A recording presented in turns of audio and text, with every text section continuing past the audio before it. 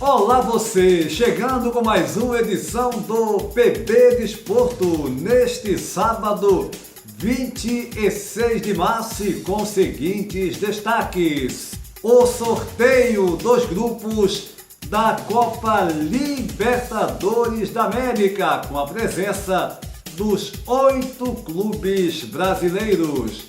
As semifinais do Campeonato Paulista, com São Paulo e Corinthians, e Palmeiras e Red Bull Bragantino. No Rio de Janeiro, Fluminense pode perder por 1 gol para o Botafogo, que estará na final contra o Flamengo. A despedida da seleção brasileira do Maracanã na goleada sobre o Chile. Aqui na Europa, Portugal derrota a Turquia e enfrenta a Macedônia, que eliminou a Itália pelas eliminatórias europeias para o Mundial do Catar. No bate-papo do PB Desporto, Jorge Moraes em Maceió, Alagoas, e Antônio Manuel Góes no Rio de Janeiro analisam a violência recorrente no futebol, como também as eleições na CBF.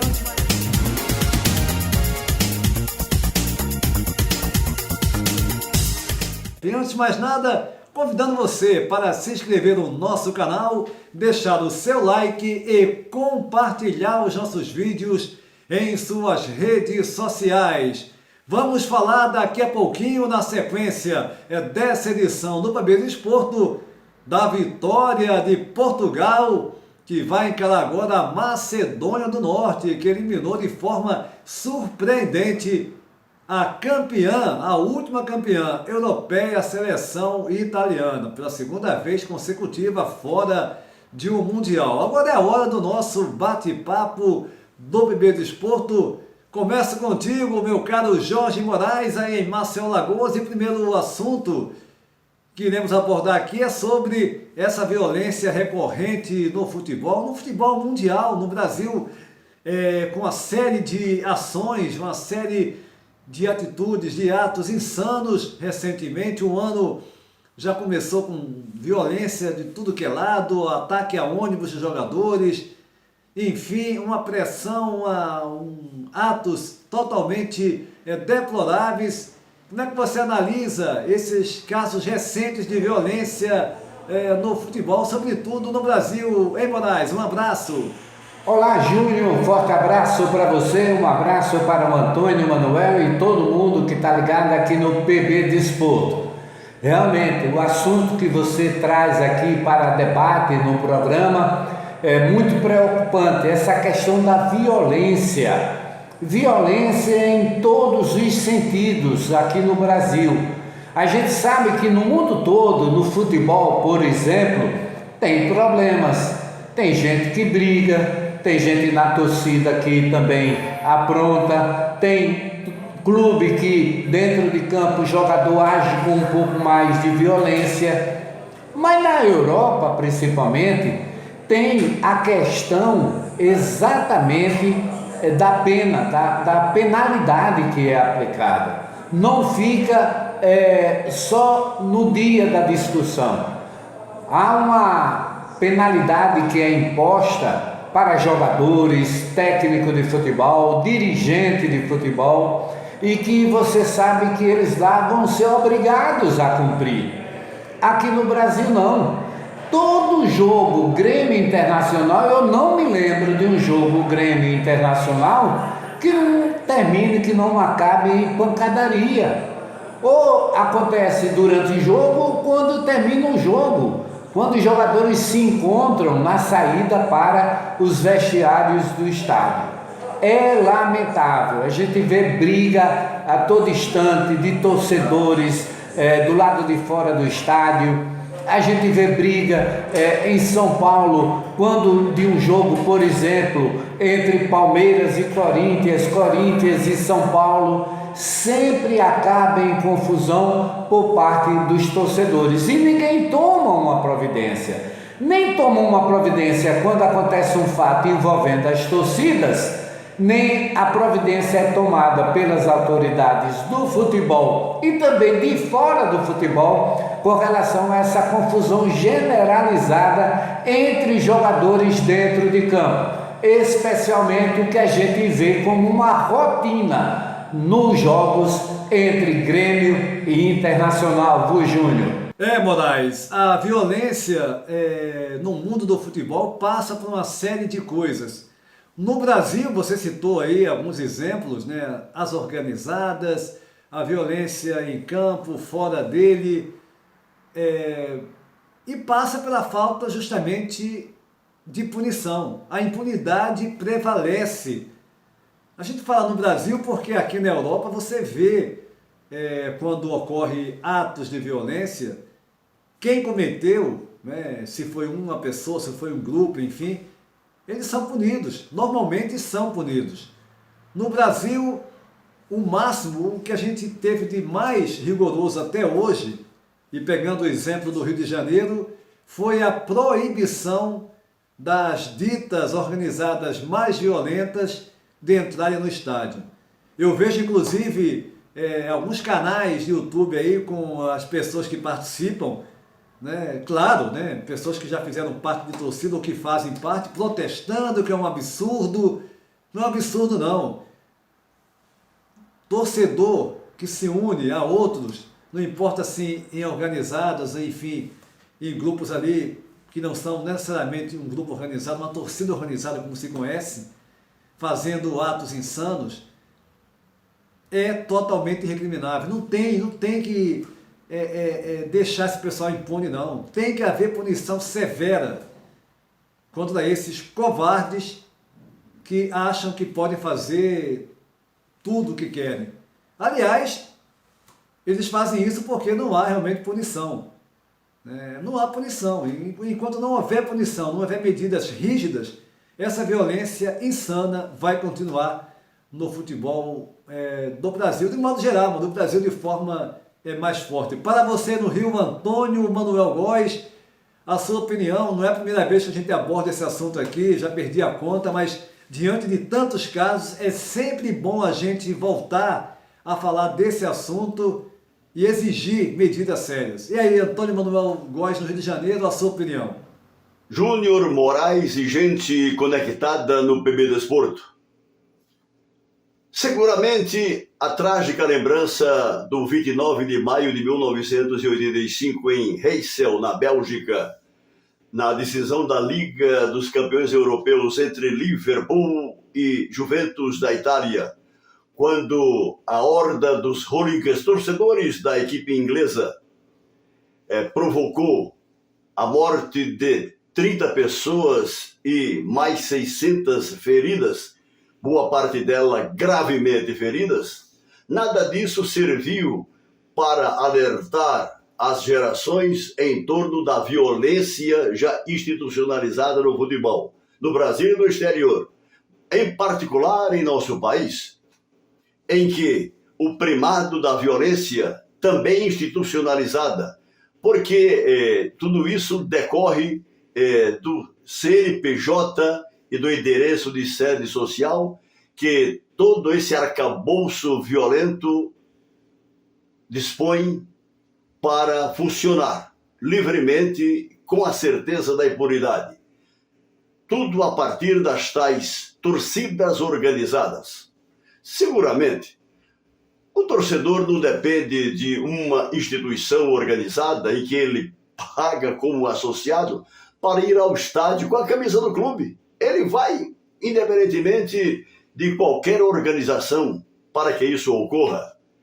Mas, com o tempo, apesar de medidas paliativas, de afastamento de torcidas, de jogos com torcida única, etc. e tal, nada disso serviu para conter a onda de violência que tem um componente nazi-fascista, sim. Foi assim que se organizaram lá atrás, no século passado, as falanges nazi-fascistas da Europa, da Itália e na Alemanha, enfim, disseminadas como uma pandemia mundo afora.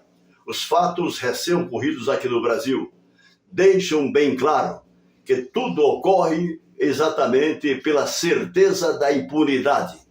Enquanto criminosos travestidos de torcedores não forem para a cadeia e lá mofarem, vamos continuar como dantes no quartel da Abrantes, Antônio Júnior.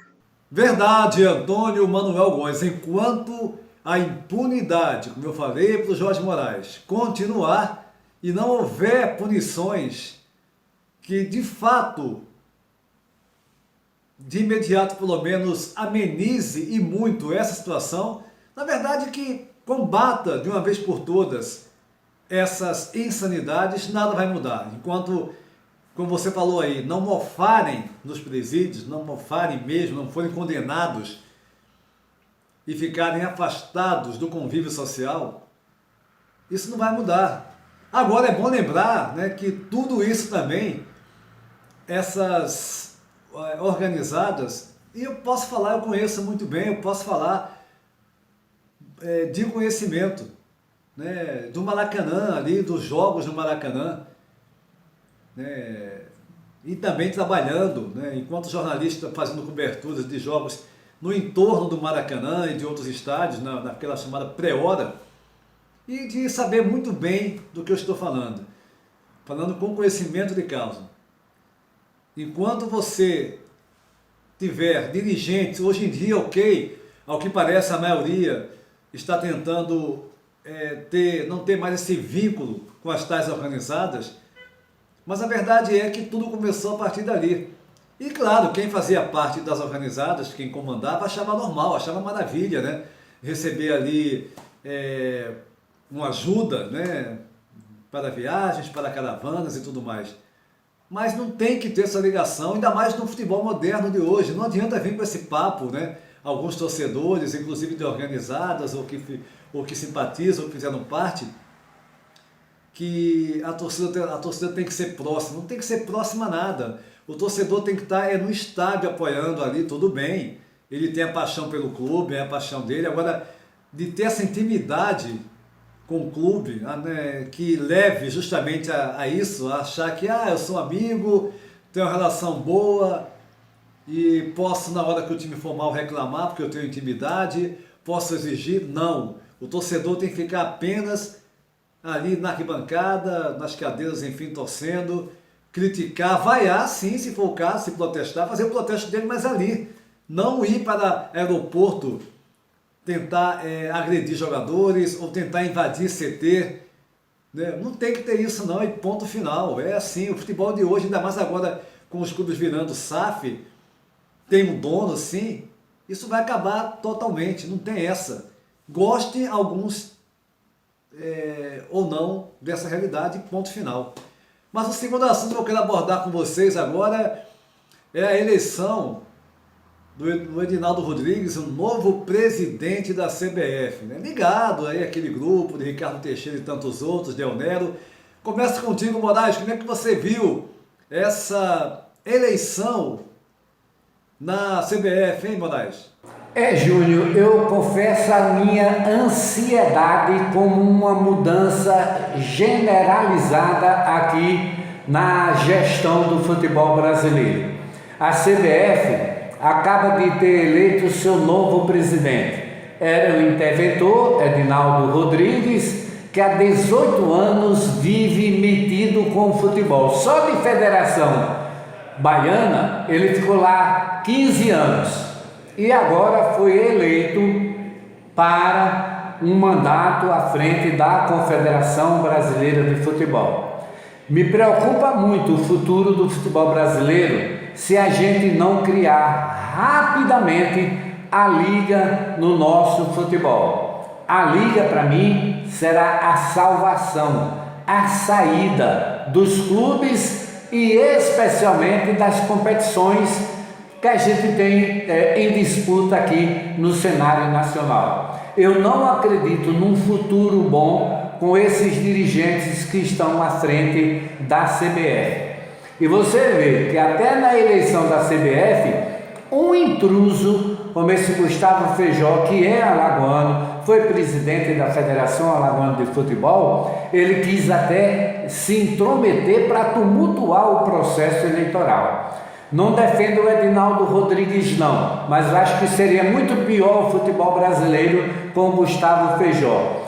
A FIFA está estudando, inclusive, uma punição com a eliminação. O Gustavo Feijó pode ser banido do futebol por ter ido à justiça comum tentar exatamente melar, como a gente diz, suspender o processo eleitoral da CBF. Com certeza, se hoje é ruim, seria muito pior com o Gustavo Feijó. Mas eu não vejo um futuro próspero, não vejo uma saída para o futebol brasileiro com esses dirigentes, os mesmos praticamente que estão à frente da CBF. Por isso, liga já, urgentemente o futebol pede a liga para tentar se moralizar aqui no Brasil, do Júnior. Moraes, você foi bem na parte que eu queria abordar aqui, citando que com essas figuras que há décadas, há muito tempo, predominam na CBF, alguns deles condenados, afastados devidamente pelos atos ilícitos, pelos crimes que cometeram enquanto dirigentes na CBF. E agora vem mais um do mesmo grupo, o senhor Edinaldo Rodrigues, que aliás, tentando desviar o foco, se diz vítima de racismo. Ora, o racismo qualquer pessoa normal condena, nós condenamos veementemente, é óbvio. Agora ele está querendo desviar o foco.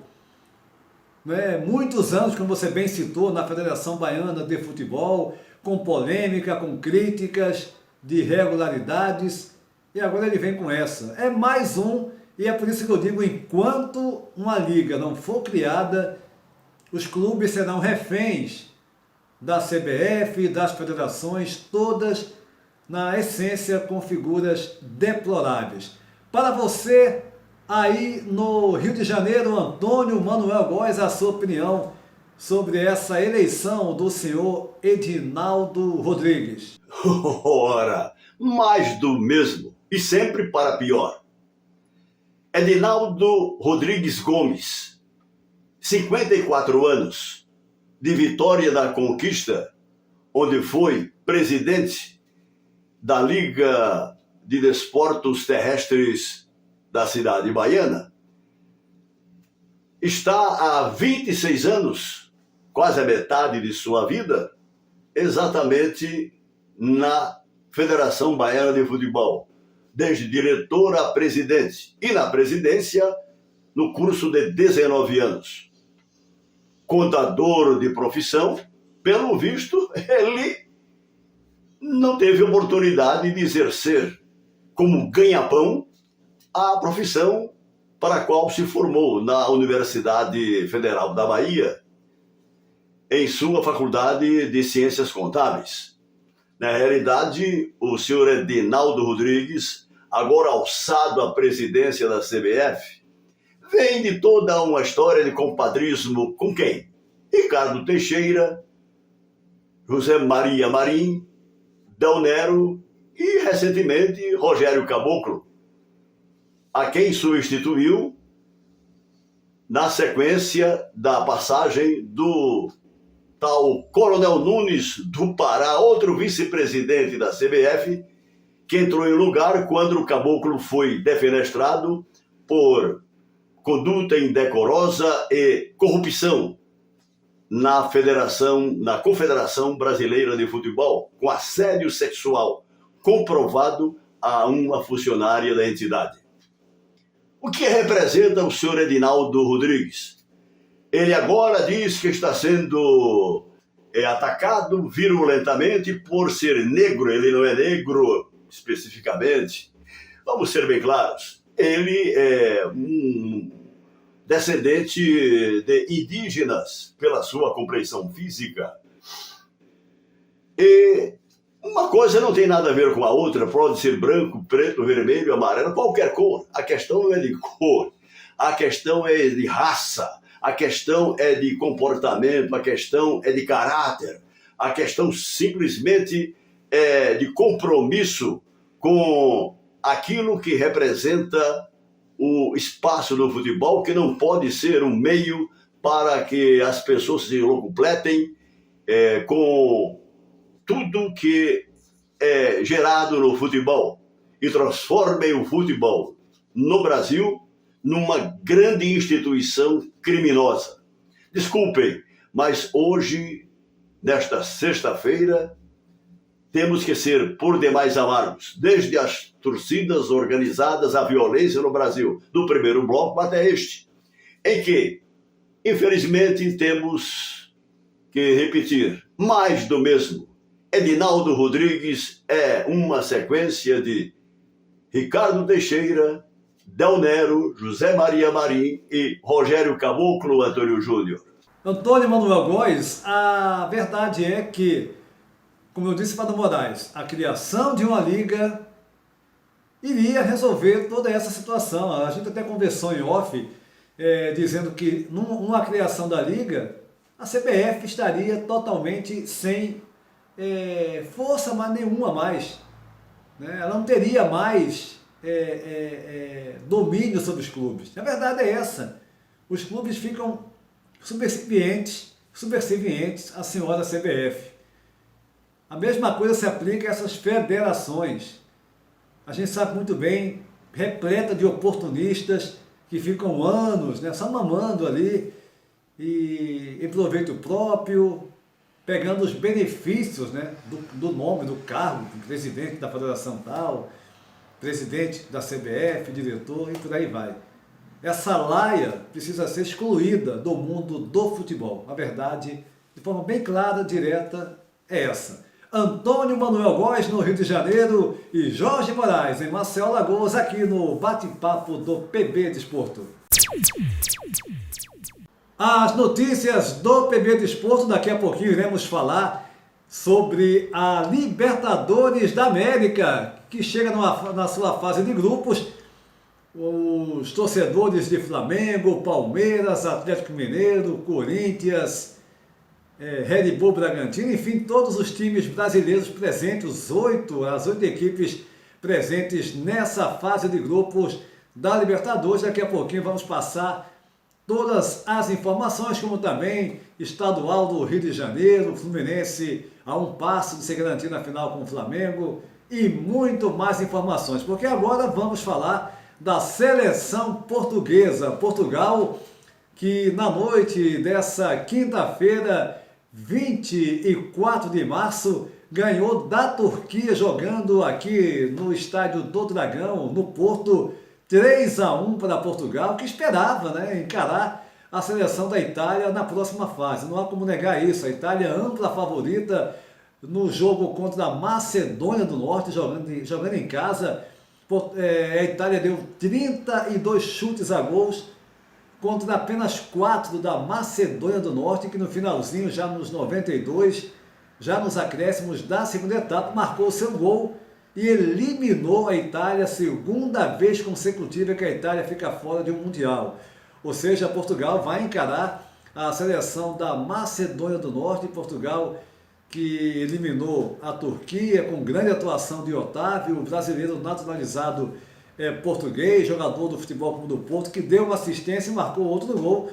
Ou seja, Portugal agora vai esperar o seu confronto na próxima semana, jogando em casa também aqui em Portugal contra a Macedônia do Norte. E como era previsível, os jornais na manhã da última sexta-feira, 25 de março, comentando sobre essa eliminação, mais uma da Itália, que é a campeã da Europa, campeã europeia, apontada como uma das favoritas ao próximo Mundial do Catar, e de repente se vê eliminada pela segunda vez consecutiva de um Mundial. Portugal e Macedônia do Norte na próxima semana. Portugal pensando, claro, em se garantir a sua presença no Mundial do Catar.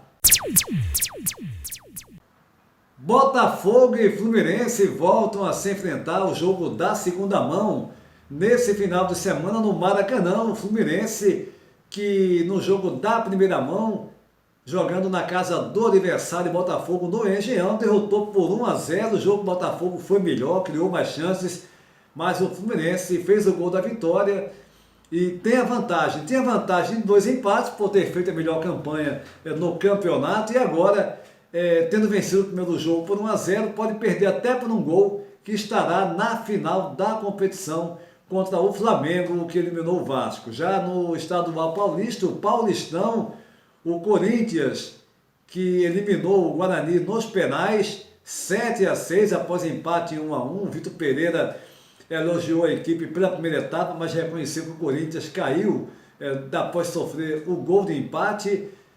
O Corinthians que vai encarar o São Paulo, vai jogar no Morumbi em uma das semifinais, enquanto que na outra semifinal o Palmeiras encara o Red Bull Bragantino. Os confrontos dos campeonatos, dos principais campeonatos estaduais no Brasil.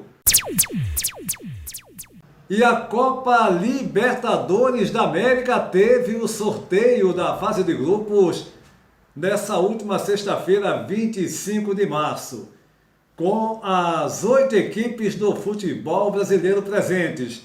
No grupo A, com essa Antena Arcanjo disponibilizando para vocês, temos o Palmeiras, Emelec do Equador, Deportivo Táchira da Venezuela e o Independente Petroleiro da cidade de Sucre, na Bolívia. No grupo B, Atlético Paranaense, Libertad do Paraguai, Caracas da Venezuela e o The Strongest da Bolívia. No grupo C, Nacional do Uruguai, Vélez Sarsfield da Argentina, Red Bull Bragantino e o Estudiantes também da Argentina. No grupo D, Atlético Mineiro, Independente del Valle do Equador, Deportes Tolima, o da Colômbia, e América Mineiro. Mais uma equipe brasileira aí, que são rivais em Minas Gerais, caindo no mesmo grupo. No grupo E, Boca Juniors da Argentina,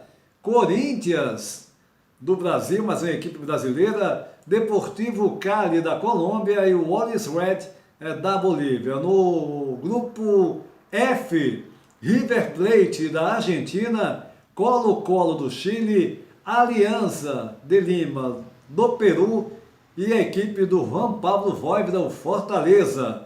No grupo G, Peñarol do Uruguai, Cerro Porteño do Paraguai, Colón da Argentina e mais uma equipe paraguaia, o Olímpia. Por fim, o grupo H, o grupo do Flamengo, Universidade Católica do Chile, Sporting Cristal do Peru e o Talheres da Argentina. O detalhe é que o Talheres é a equipe que foi treinada pelo Cacique Medina, o atual técnico do Internacional. Os grupos da Libertadores, e na próxima edição do PB Desporto, terça-feira da próxima semana, iremos analisar eu, Jorge Moraes e Antônio Manuel Góes, esses grupos.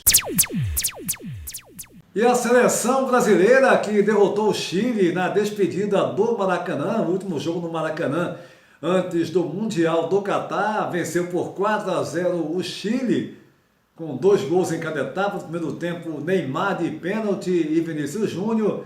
No segundo tempo, Coutinho de pênalti e Richarlison. Já no finalzinho, os dois que entraram na segunda etapa. O Brasil chegou a 42 pontos ganhos, já estava classificado matematicamente, assim como a Argentina. Só que o Brasil agora, se vencer o último jogo contra a Bolívia, chegará aos 45 pontos ganhos e fará a melhor campanha da seleção na sua história nas eliminatórias para um Mundial de seleções. Então o Brasil é classificado, segundo a Argentina com 35, em terceiro o Equador com 25 pontos, quarto lugar o Uruguai com 25, perdendo nos critérios de desempate, em quinto lugar o Peru com 21, o Chile e a Colômbia ainda brigam por essa vaga na repescagem. O Peru hoje estaria na repescagem, só que o Peru joga em casa, a última partida tem uma chance maior de avançar para jogar a repescagem, visando a vaga no próximo Mundial do Catar. E outra competição das mais importantes do futebol brasileiro, a Copa Nordeste, o Nordestão, teve um resultado que não deixa de ser surpreendente. O Ceará, jogando em casa, foi eliminado após empate em 0-0 no tempo normal.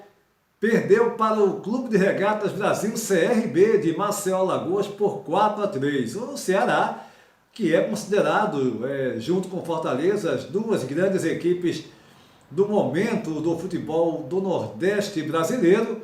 Aliás, fazendo uma campanha muito boa, 5 vitórias e 4 empates na Copa Nordeste até então, sofrendo apenas 2 gols em toda a competição e foi eliminado pelo CRB.